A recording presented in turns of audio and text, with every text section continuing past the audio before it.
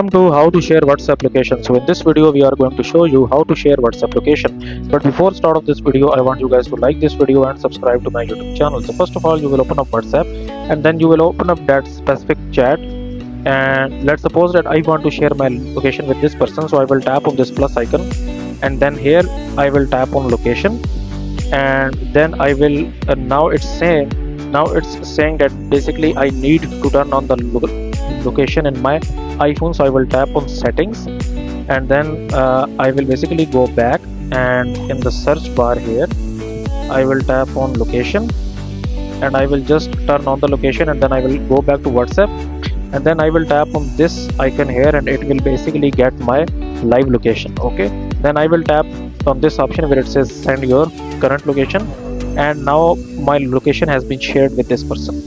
So that's it for this video, guys. If you find this video useful, kindly like this video and subscribe to my channel, and I will meet you in the next video.